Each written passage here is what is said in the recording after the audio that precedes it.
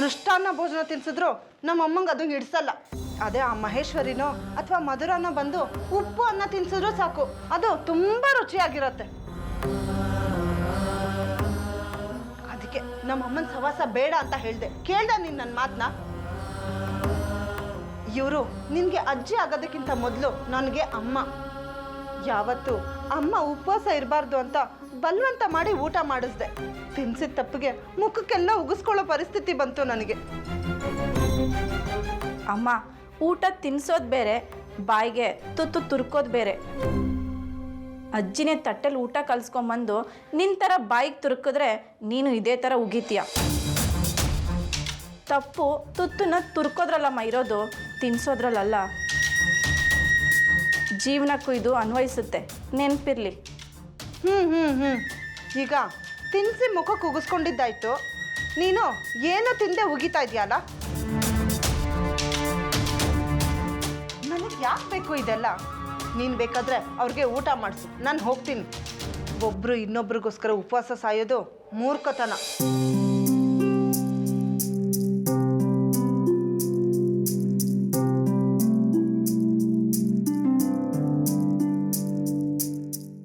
ಅಜ್ಜಿ ತಗೊಳ್ತೀನಿ. ಅಲ್ಲ ಪ್ರೇಮ, ಸರಿಯಾಗಿ ತಿನ್ನಿಸ್ದೆ. ಒಳ್ಳೆ ನೆತ್ತಿಗೆ ಹೋಗೋ ಥರ ತುರ್ಕಿದ್ರೆ ನಾನೇ ನಮ್ಮ ಮಾಡಲಿ. ನೋಡು ಎಷ್ಟು ಕೋಪ ಮಾಡ್ಕೊಂಡು ಹೋದ್ಲು. ಅಜ್ಜಿ, ಅಮ್ಮನ ಸ್ವಭಾವ ನಿಮಗೆ ಗೊತ್ತಲ್ವಾ? ಅದು ಬಿಡಿ, ತಗೊಳ್ಳಿ, ಇವಾಗ ನೀವು ತಿನ್ನಿ. ಬೇಡಮ್ಮ, ಬಿಟ್ಬಿಡು. ಬೇಡ ಅನಿಸ್ತಾ ಇದೆ ನನಗೆ. ಬೇಜಾರು ಮಾಡ್ಕೋಬೇಡಿ ಅಜ್ಜಿ, ಸ್ವಲ್ಪ ತಿನ್ನಿ.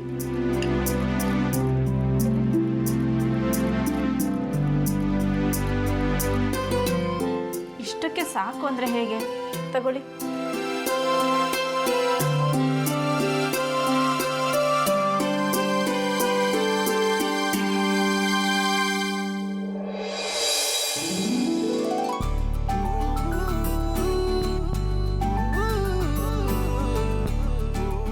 ಅತ್ತೆಗೆ ಬೇರೆ ಹುಷಾರಿಲ್ಲ. ಎಲ್ಲರನ್ನೂ ಗಮನಿಸ್ತಾ ಅತ್ತೆಗೆ ಊಟ ಕೊಡೋದನ್ನೇ ಮರ್ತುಬಿಟ್ಟೆ. ಲೇಟ್ ಬೇರೆ ಆಗೋಯ್ತು. ಮಗ ದೂರ ಆದಾಗ ಪ್ರತಿ ಅತ್ತೆನೂ ಸೊಸೆ ಮೇಲೆ ಹೆಚ್ಚು ಡಿಪೆಂಡ್ ಆಗ್ತಾರೆ. ಮೊದಲೋಗಿ ಊಟ ಕೊಡಬೇಕು.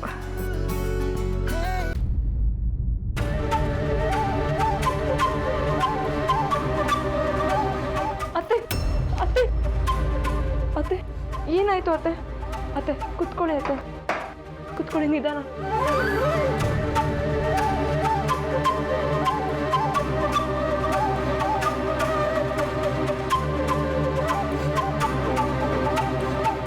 ಸ್ವಲ್ಪ ಕುಡಿರಿ.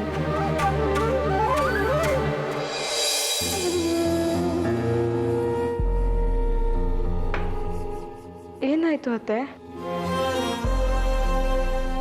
ಏನಿಲ್ಲ ಮಧುರ, ಏನೇ ನಡೆದ್ರು ಮನಸ್ಸಿಗೆ ಟೆನ್ಷನ್ ತಗೋಬಾರ್ದು ಅಂತ ನಾನು ಅನ್ಕೋತೀನಿ.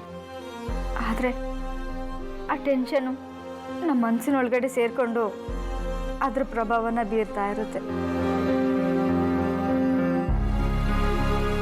ಇರಿ ಅತ್ತೆ, ಸ್ವಲ್ಪ ಜ್ಯೂಸ್ ಮಾಡ್ಕೊಂಡು ಬರ್ತೀನಿ, ಆಗ ಸ್ವಲ್ಪ ಶಕ್ತಿ ಬರುತ್ತೆ, ಹೊಟ್ಟೆನೂ ತಣ್ಣಗಿರುತ್ತೆ.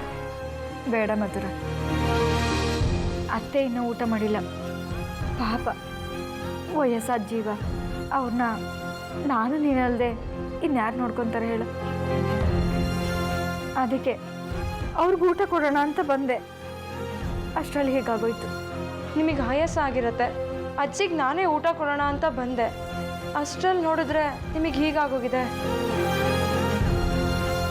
ಅಜ್ಜಿಗೆ ನಾನೇ ಊಟ ಕೊಡ್ತೀನಿ, ನೀವೇನು ತಲೆ ಕೆಡ್ಸ್ಕೋಬೇಡಿ. ಅತ್ತೆ, ಒತ್ತಡ, ಆಯಾಸ ಮನಸ್ಸಲ್ಲಿದ್ದಾಗ ಇದೆಲ್ಲ ಆಗೋದು ಸಹಜ. ಒಂದು ನಿಮಿಷ ಜ್ಯೂಸ್ ತೊಗೊಂಡು ಬರ್ತೀನಿ ಇರಿ.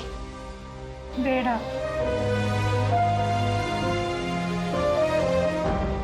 ಏನು ಬೇಡ ಮಧುರ.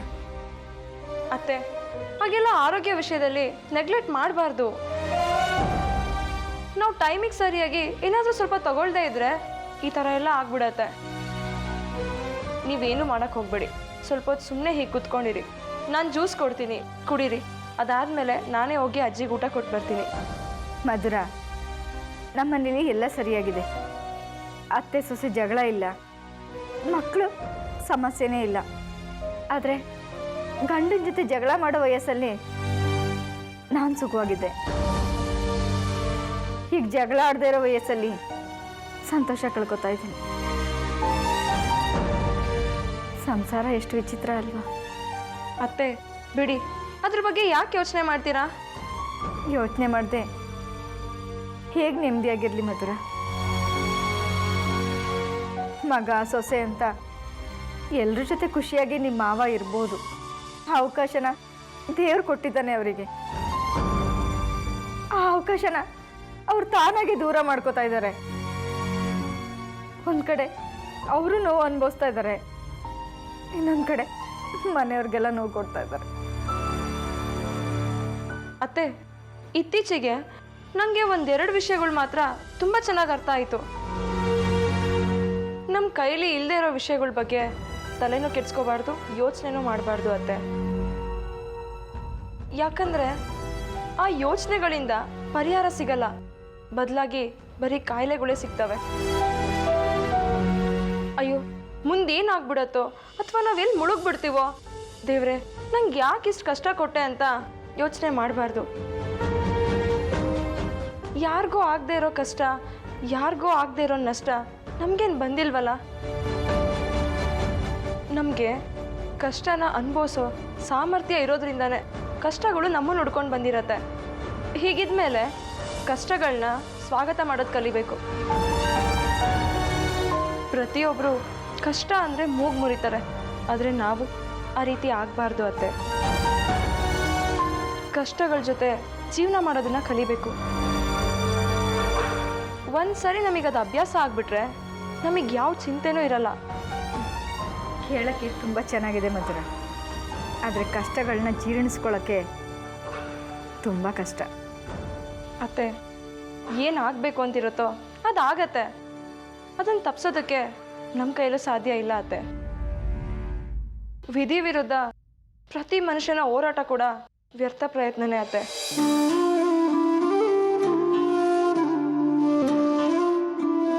ಏನು ಮಹೇಶ್ವರಿ, ಊಟ ಬಡಿಸ್ಕೊಂಡು ಹಾಗೆ ಕೂತಿದ್ಯಲ್ಲಮ್ಮ? ಅಜ್ಜಿ, ಊಟ ಬಡಿಸ್ಕೊಂಡು ನಿಮಗೆ ತರಬೇಕು ಅಂತಿದ್ರು, ಯಾಕೋ ಸುಸ್ತಾಗಿ ಕುತ್ಕೊಂಡ್ರು. ನಾನೇ ನಿಮ್ಮ ರೂಮಿಗೆ ಊಟ ತರೋಣ ಅಂದ್ಕೊಂಡೆ, ಅಷ್ಟರಲ್ಲಿ ನೀವೇ ಬಂದ್ಬಿಟ್ರಿ ಅಜ್ಜಿ. ನಂದು ಊಟ ಆಯ್ತಮ್ಮ. ಅದಿರಲಿ ಮಹೇಶ್ವರಿ, ಯಾಕೆ ಹಾಕಿ ಕೂತಿದ್ಯಾ? ಸುಸ್ತಾಗ್ತಾ ಇದೆಯಾ? ಹುಷಾರಿಲ್ವ ಮೈಯಲ್ಲಿ? ಏನೂ ಇಲ್ಲ ಅತ್ತೆ, ಸ್ವಲ್ಪ ಆಯಾಸ ಅಷ್ಟೇ, ಏನು ಸಮಸ್ಯೆ ಇಲ್ಲ. ಅಲ್ಲ ಅಜ್ಜಿ, ಊಟ ಆಯ್ತು ಅಂದ್ರಲ್ಲ, ಯಾರು ಕೊಟ್ರು ಊಟನ? ಸಾವಿತ್ರಿ ತಂದಿದ್ಲು. ಊಟ ಕೊಡೋಕೆ ಬಂದ್ಲು, ಕೋಪನ ಊಟನ ಎರಡನ್ನು ನೆತ್ತಿಗೆ ಏರಿಸಿ ಹೋದ್ಲು. ಏನು ಮಾಡೋಕ್ಕಾಗತ್ತೆ? ಕೆಲವರು ಪ್ರೀತಿ ತೋರಿಸಿ ಹೋಗ್ತಾರೆ, ಇನ್ನು ಕೆಲವರು ಕೋಪ ಬರೆಸಿ ಎಲ್ಲೂ ಹೋಗದೆ ನಮ್ಮ ಸುತ್ತಾನೇ ಇರ್ತಾರೆ. ಕಾಡೋದು ಬಿಟ್ಟರೆ ಅವ್ರಿಗೆ ಬೇರೆ ಇನ್ನೇನು ಗೊತ್ತಿರೋಲ್ಲ. ಸಂಬಂಧದ ಬೆಲೆ ಗೊತ್ತಿಲ್ಲದ ಜನ. ಸ್ವಲ್ಪನಾದ್ರೂ ಊಟ ಮಾಡಿ ಅಜ್ಜಿ. ಬೇಡಮ್ಮ, ನಂದು ಊಟ ಆಯಿತು. ಅದು ಸರಿ, ವಿಶ್ವ ಊಟ ಮಾಡಿದ್ನ? ಹೋಟೆಲಿಂದ ತರಿಸ್ಕೊಂಡು ತಿಂದ ಅಂತ ಸಾವಿತ್ರಿ ಹೇಳ್ತಾ ಇದ್ಲು. ಅತ್ತೆ, ಅಡುಗೆ ರೆಡಿಯಾಗಿತ್ತು, ನಾನೇ ಅವ್ರ ಮುಂದೆ ನಿಂತು ಊಟಕ್ಕೆ ಬಡಿಸ್ದೆ. ಆದರೆ ಅವರು ಹೋಟ್ಲಲ್ಲಿ ತರಿಸ್ಕೊಂಡು ತಿಂದರು. ಮನೆಯವ್ರ ಬೆಲೆ, ಮನೆ ಊಟದ ಬೆಲೆ ಕಳ್ಕೊಂಡಾಗ ಮಾತ್ರ ಗೊತ್ತಾಗುತ್ತೆ ಅನ್ಸುತ್ತೆ ಅವನಿಗೆ. ಅವನಿಗಿನ್ನೂ ಆ ದೇವರೇ ಬುದ್ಧಿ ಕೊಟ್ಟು ಸರಿ ಮಾಡಬೇಕಷ್ಟೆ. ಅವ್ರಿಗೆ ಬೇಜಾರು ಮಾಡಬಾರ್ದು ಅಂತ ನಾನು ಪಡ್ತಿರೋ ಪ್ರಯತ್ನಗಳೆಲ್ಲ ವ್ಯರ್ಥ ಆಗ್ತಿದೆ ಅತ್ತೆ. ಅವ್ರ ತಲೆಯಲ್ಲಿ ಮನೆಯಿಂದ ಹೊರಗಡೆ ಹೋಗೋದು ಬಿಟ್ರೆ ಬೇರೇನೂ ಇಲ್ಲ. ನಿಮ್ಮ ಸ್ಥಿತಿ ಏನು, ಮಕ್ಕಳು ಸೊಸೆ ಅಂದ್ರೆ ಏನಾಗ್ತಾರೆ ಅಂತ ಅವ್ರ ತಲೆಯಲ್ಲಿ ಇಲ್ಲವೇ ಇಲ್ಲ. ಏನು ಮಾಡೋದಮ್ಮ, ಬಿಡಿಸಿ ಹೇಳಿದ್ರು ಅವನಿಗೆ ಅರ್ಥನೇ ಆಗ್ತಾ ಇಲ್ವೇ? ಇನ್ನು ಎಷ್ಟು ಸಾರಿ ಅಂತ ಅವನಿಗೆ ಒತ್ತಾಯ ಮಾಡ್ಬೇಕು ಹೇಳು? ಈ ಎಲ್ಲ ಬೇಜಾರುಗಳ ಮಧ್ಯೆ ಅತ್ತೆಗೆ ಆರೋಗ್ಯ ಬೇರೆ ಕೈ ಕೊಡ್ತಾ ಇದೆ ಅಜ್ಜಿ. ಅತ್ತೆ ಎಲ್ಲದನ್ನು ತುಂಬ ಹಚ್ಕೊಂಡು ಬಿಟ್ಟಿದ್ದಾರೆ ಅಜ್ಜಿ. ನೋಡಮ್ಮ, ಮಗ ಅಂತೂ ಹೇಳಿದ್ದನ್ನು ಕೇಳದೆ ಎಲ್ಲದನ್ನು ಕೈ ಬಿಟ್ಟು ಹೋಗ್ತಾ ಇದ್ದಾನೆ. ನೋಡು, ಇನ್ನು ಮೇಲೆ ನೀನೇ ಈ ಮನೇನ ಸರಿಯಾಗಿ ಕಾಪಾಡ್ಕೊಂಡು ಹೋಗಬೇಕು. ನಿನ್ನ ಆರೋಗ್ಯನೇ ಕೆಟ್ಟರೆ ಏನು ಮಾಡೋದು ಹೇಳು? ನಿನ್ನ ಆರೋಗ್ಯನ ತುಂಬ ಹುಷಾರಾಗಿ ನೋಡ್ಕೋಬೇಕು.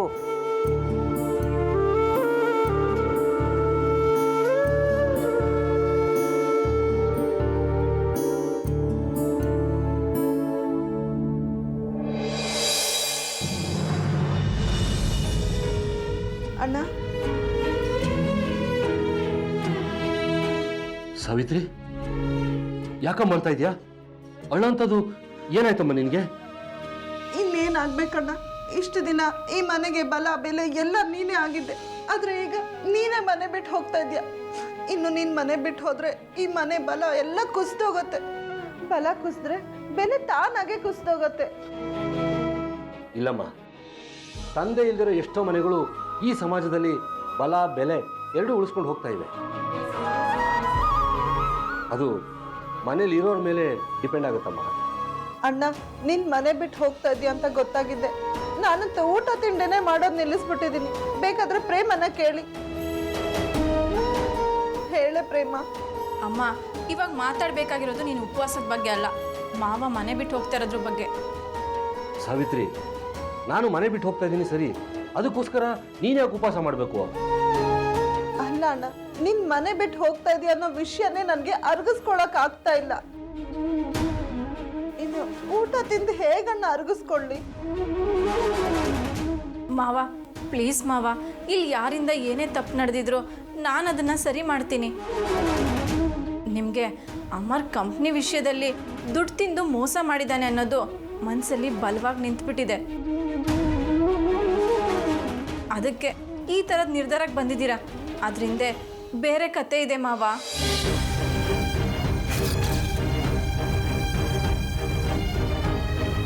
ಯಾವ ಕತೆನೂ ಇಲ್ಲ. ಅಲ್ಲ ಕಣೆ, ಅದ್ಯಾರೋ ಫಾರಿನ್ ಡೆಲಿಗೇಟ್ಸ್ ಅಂತ ಬಂದು ಅಮರ್ ಮಾತಾಡಿರೋ ವಾಯ್ಸ್ ರೆಕಾರ್ಡೇ ಕೇಳಿಸಿದಾರಲ್ಲ, ಅದಕ್ಕಿಂತ ಇನ್ನೇನ್ ಬೇಕು? ಪ್ರೇಮ, ಅಮರು ಮಧುರ ಹೇಗಾದರೂ ಮಾಡಿ ಈ ಮನೇಲೆ ಉಳಿಲಿ, ಅವ್ರ ಮೇಲಿರೋ ಕೆಟ್ಟ ಭಾವನೆ ಹೋಗಲಿ, ಹೇಗಾದ್ರೂ ಮನಸ್ಸು ಬದಲಾಯಿಸಿ ನಾನು ಈ ಮನೇಲಿ ಉಳ್ಕೊಳ್ಳಿ ಅಂತ ಈ ರೀತಿ ಹೇಳ್ತಿದ್ದೆ ಅಂತ ನಂಗೆ ಚೆನ್ನಾಗಿ ಗೊತ್ತಿದೆ. ಪ್ರೇಮ, ನಿನ್ನೂ ವಯಸ್ಸನ್ನು ದಾಟಿ ಬಂದಿರೋದು ನಾನು. ಇಲ್ಲ ಮಾವ, ನಾನು ನಿಜನೇ ಹೇಳ್ತಾ ಇದ್ದೀನಿ. ನಿಜ ಹೇಳಬೇಕು ಅಂದರೆ ಅದು ಅಮರ್ ಮಾತಾಡಿರೋ ವಾಯ್ಸ್ ಅಲ್ವೇ ಅಲ್ಲ.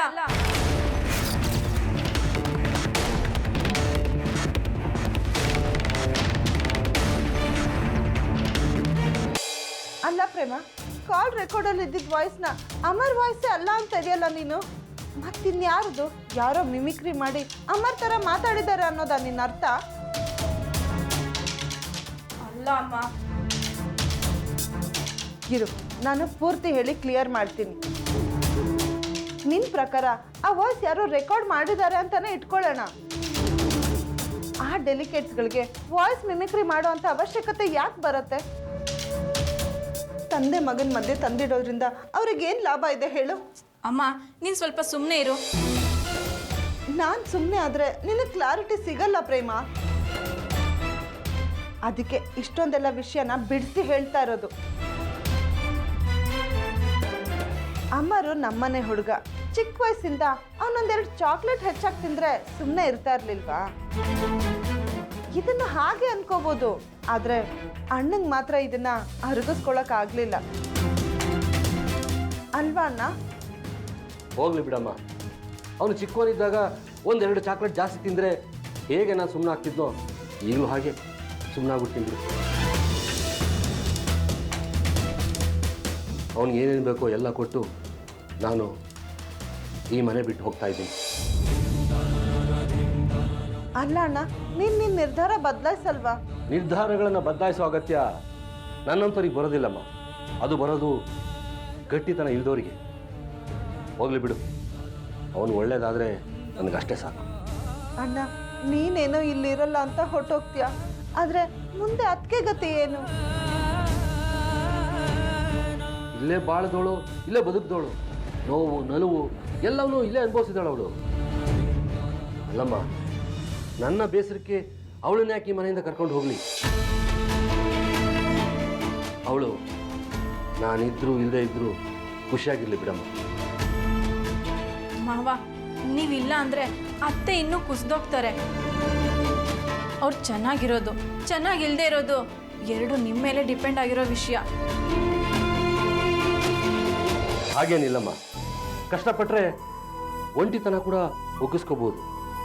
ಹಾಗೆ ನೋಡಿದ್ರೆ ಈ ಪ್ರಪಂಚದಲ್ಲಿ ಎಲ್ಲರೂ ಒಂಟಿನೇ. ಸ್ನೇಹ ಸಂಬಂಧ ಎಲ್ಲ ಇರೋರ್ಗೂ ಅಷ್ಟೇ. ಮುಗಿದ ಮೇಲೆ ಎಲ್ಲ ದಾರಿಗಳು ಬದಲಾಗುತ್ತೆ ಅಲ್ವಾ? ಹಾಗಲ್ಲ ಅಣ್ಣ, ನೀನು ಅದಕ್ಕೆ ಮತ್ತೆ ಬಿಟ್ಟು ಹೋದ್ರೆ ನೋಡಿದ ಜನ 4 ಥರ ಮಾತಾಡ್ತಾರೆ. ಅದರಿಂದ ಅವ್ರಿಗೂ ನೋವು, ನಿನಗೂ ನೋವು. ನೋಡಿದವರು ಅವಳನ್ನ ಯಾಕಮ್ಮ ಅನ್ಕೋತಾರೆ? ನೋಡು, ಸಂಸಾರದಲ್ಲಿ ಸ್ವಲ್ಪ ಹಾದಿ ತಪ್ಪಿದ್ರು ಮೊದಲು ಆರೋಪ ಬರೋದು ಯಜಮಾನನ ಮೇಲೇನೆ. ಹೆಂಗಸು ಅಲ್ಲೂ ಪಾರಾಗ್ಬಿಡ್ತಾಳೆ. ಪಾಪ ಹೆಣ್ಣೆಂಗಸು ಗಂಡ ಸರಿ ಇಲ್ಲ ಅಂತ ಎಲ್ಲರೂ ಅನ್ನೋಕ್ಕೆ ಶುರು ಮಾಡ್ಬಿಡ್ತಾರೆ. ಅವಳಿಗೇನು ಅನ್ನೋದಿಲ್ಲ, ಗಂಡ ಬಿಟ್ಟು ಹೋದ್ರು ಮಕ್ಕಳ ಜೊತೆ ನಿಂತು ಸಂಸಾರ ಸಾಗಿಸ್ತಾ ಇದ್ದಾಳೆ ಅಂತ. ಆದರೆ ನನ್ನನ್ನು ನೋಡಿದವರು ಹಾಗನ್ನಲ್ಲ ಕಣಮ್ಮ. ಎಲ್ಲರೂ ನನ್ನನ್ನೇ ಅಂತಾರೆ, ಈ ವಯಸ್ಸಿನಲ್ಲಿ ಈ ಅಪ್ಪಂಗೇನು ಬಂತು ದಾಡಿ, ಹೆಂಡತಿ ಮಕ್ಕಳು ಬಿಟ್ಟು ಬೇರೆ ಮನೆ ಮಾಡ್ಕೊಂಡು ಬಂದಿದ್ದಾನೆ ಅಂತ ನನ್ನನ್ನೇ ಅಂತಾರೆ. ಇನ್ನು ಕೆಲವರು ಇವನಿಗೆ ಬೇರೆ ಸಂಬಂಧ ಇರ್ಬೋದು, ಅದಕ್ಕೆ ಈ ರೀತಿ ಬೇರೆ ಮನೆ ಮಾಡ್ಕೊಂಡು ಬಂದಿದ್ದಾನೆ ಅಂತ ಅನ್ಕೋತಾರೆ. ಅಲ್ಲ ಅಣ್ಣ, ದಯವಿಟ್ಟು ಅದಕ್ಕೇನು ನಿನ್ನ ಜೊತೆ ಸ್ವಲ್ಪ ದಿನ ಇರಿಸ್ಕೊಂಡ, ಅವ್ರಿಗೂ ಸಮಾಧಾನ ಆಗತ್ತೆ. ಇಲ್ಲಮ್ಮ, ಅವಳಿಗೆ ಸಮಾಧಾನ ಆಗೋದಿಲ್ಲಮ್ಮ. ಅಲ್ಲಿಗೆ ಬಂದರೆ ಅವಳ ಸಮಾಧಾನ ಇನ್ನೂ ಹಾಳಾಗೋಗುತ್ತೆ. ಅಲ್ಲಿಗೆ ಬಂದರೆ ಅವಳಿಗೆ ಮಕ್ಕಳು ಜಪ ಕಾಡುತ್ತೆ. ನನ್ನ ಸೇವೆ ಮಾಡೋದಕ್ಕೋಸ್ಕರ ಅವಳನ್ನು ಕರ್ಕೊಂಡೋಗಿದ್ದೀನಿ ಅನ್ನೋ ನಿರ್ಧಾರಕ್ಕೆ ಬಂದ್ಬಿಡ್ತಾಳೆ. ಸಂಸಾರಕ್ಕೆ ವಯಸ್ಸು ಜಾಸ್ತಿ ಆಗ್ತಾ ಹೋದ ಹಾಗೆ ಹೆಂಡತಿಗೆ ನಿಜವಾಗ್ಲೂ ಗಂಡನ ಮೇಲೆ ಪ್ರೇಮ ಇರೋದಿಲ್ಲಮ್ಮ. ಅದೆಲ್ಲ ಮಕ್ಕಳ ಮೇಲೆ, ಮೊಮ್ಮಕ್ಕಳ ಮೇಲೆ ಜಾಸ್ತಿ ಆಗ್ತಾ ಹೋಗುತ್ತೆ. ಆದರೆ ಅತ್ತೆ ಇಲ್ಲಿದ್ರು ಕೂಡ ನೆಮ್ಮದಿಯಾಗಿರ್ತಾರೆ ಅನ್ನೋದು ಸುಳ್ಳು ಮಾವ. ಆದರೆ ಅವಳಿಗೆ ಸಮಾಧಾನ ಮಾಡೋದಕ್ಕೆ ಇಲ್ಲಿ ನೀವೆಲ್ಲ ಇರ್ತಿರಲ್ಲಮ್ಮ. ಆದರೆ ಅವಳು ಇಲ್ಲಿ ಬಿಟ್ಟು ನನ್ನ ಜೊತೆ ಬಂದರೆ ಅವಳು ಸುತ್ತ ಬರೀ ಮನೆ ಗೋಡೆಗಳು ಇರುತ್ತೆ. ಬರೀ ಗೋಡೆಗಳನ್ನು ನೋಡ್ತಾ ಜೀವನ ಕಳೀತಾ ಹೋದರೆ ಮನುಷ್ಯ ಕೂಡ ಗೋಡೆ ಥರನೇ ಆಗ್ಬಿಡ್ತಾನೆ. ಅಲ್ಲ ಅಣ್ಣ, ನೀನೇನೋ ಅಮರ್ಗೆ ಆಸ್ತಿ ಬರ್ದು ನಿನ್ನ ಪಾಡಿಗೆ ನೀನು ಹೊಟ್ಟೋಗ್ತೀಯ. ಆದರೆ ಅಮರ್ ಇಡೀ ಆಸ್ತಿನ ಕಮಿಷನ್ ಲೆಕ್ಕದಲ್ಲಿ ಬದಲಾಯಿಸ್ಬಿಟ್ರೆ ಏನು ಮಾಡೋದು? ಇಲ್ಲಮ್ಮ, ಆ ರೀತಿ ಆಗೋದಿಲ್ಲ. ಅನಿರುದ್ಧ್ಗೆ ಬೇರೆ ಆಸ್ತಿ ಕೊಡ್ತಾ ಇದ್ದೀನಿ, ಅದ್ರ ತಂಟೆಗೆ ಅಮರ್ ಹೋಗೋದಿಲ್ಲ. ಅನಿರುದ್ಧ್ ಬಂದಮೇಲೆ ಅವನು ಕರೆಸಿ ಈ ವಿಷಯನ ಹೇಳ್ತೀನಿ. ನನಗೊಂದೇ ಭಯ ಅಣ್ಣ, ಯಾವುದಕ್ಕೂ ನೀನು ಅಮರ್ಗೆ ಇನ್ನೊಂದು ಮನೆ ಮಾಡಿಕೊಟ್ಟಂಗೆ ಪ್ರೇಮ ಮತ್ತು ಅನಿರುದ್ಧ್ಗೂ ಇನ್ನೊಂದು ಮನೆ ಮಾಡಿಕೊಟ್ಟಿದ್ರೆ ಮಕ್ಕಳಿಬ್ರು ಕಿತ್ತಾಡದೆ ಚೆನ್ನಾಗಿರ್ತಾರೆ ಅಂತ ನನಗನ್ಸುತ್ತೆ. ಅಮ್ಮ, ನಿನಗೆ ಯಾವಾಗ ಏನು ಮಾತಾಡಬೇಕು ಅನ್ನೋದು ಗೊತ್ತಾಗಲ್ವಾ? ಮೊದಲೇ ಮಾವ ಬೇಜಾರಲ್ಲಿದ್ದಾರೆ. ಹೇಗಾದರೂ ಮಾಡಿ ನಾವು ಅವ್ರನ್ನ ಇಲ್ಲಿ ಉಳಿಸ್ಕೋಬೇಕು. ಅದು ಬಿಟ್ಟು ಇನ್ನೊಂದು ಮನೆ ಮಾಡಿಕೊಡು ಅಂತ ಕೇಳ್ತಿದ್ಯಲ್ಲ. ಅಯ್ಯೋ, ಇವತ್ತೆಲ್ಲ ನಾಳೆ ಅದು ಬರೋ ಅಂಥದ್ದೇ ಕಣೆ. ಇದು ಸಂಸಾರ, ಈ ಥರದ್ದು ನಾನು ಎಷ್ಟು ನೋಡಿಲ್ಲ. ನಿನಗಿದು ಹೊಸ್ತು, ನಿನಗಿದೆಲ್ಲ ಅರ್ಥ ಆಗಲ್ಲ, ಸುಮ್ಮನೆ ಇರು. ನನಗೆ ಅರ್ಥ ಆಗುತ್ತೆ ಸಾವಿತ್ರಿ. ನಾಳೆ ದಿನ ಇಬ್ರು ಮಕ್ಕಳು ಕಿತ್ತಾಡ್ಬೋದು ಅನ್ನೋ ಕಾಳಜಿಗೆ ಈ ರೀತಿ ಹೇಳ್ತಾ ಇದೆಯಾ ಅಂತ ನನಗೆ ಗೊತ್ತು. ಅಣ್ಣ, ನಿನ್ನ ಮನುಷ್ಯನೇ ಅಲ್ಲ ಅಣ್ಣ. ಅಮ್ಮ, ಮಾವ ಈಗಲೂ ಮನುಷ್ಯನೇ, ಆದರೆ ಒಳ್ಳೆ ಗುಣ, ದೂರದೃಷ್ಟಿ ಇರೋ ಮನುಷ್ಯ. ಈಗ ಮಾವ ನಿದ್ದೆ ಮಾಡಲಿ, ನೀನು ಸುಮ್ಮನೆ ಬಾ. ಅಣ್ಣ, ನಿನ್ನನ್ನು ಬಿಟ್ಟು ಹೋಗೋಕ್ಕೆ ನನಗೆ ಇಷ್ಟ ಆಗ್ತಾ ಇಲ್ಲ ಅಣ್ಣ. ಹೋಗಲಿ, ನಿನ್ನನ್ನು ಇಲ್ಲೇ ಬಿಟ್ಟು ಹೋಗ್ಲಾ? ಇಲ್ಲೇ ಮಲ್ಕೋ. ಹೇಗೋ ಮಾವ ನಿನ್ನ ಜೊತೆ ಮಾತಾಡ್ತಾ ನಿದ್ದೆ ಮಾಡ್ತಾರೆ. ನಾನು ಹಾಗೆ ಮಾಡಿದ್ರೆ ಅಣ್ಣಂಗೆ ಡಿಸ್ಟರ್ಬ್ ಆಗುತ್ತೆ, ಅದು ನನಗೆ ಗೊತ್ತು. ಅದಕ್ಕೆ ನಾನು ಅಂಥ ನಿರ್ಧಾರ ತಗೊಳ್ಳಲ್ಲ. ಬಾ ಅಣ್ಣ, ನಿದ್ದೆ ಮಾಡಲಿ. ಅಣ್ಣ, ನೀನು ಮಲ್ಕೋಣ.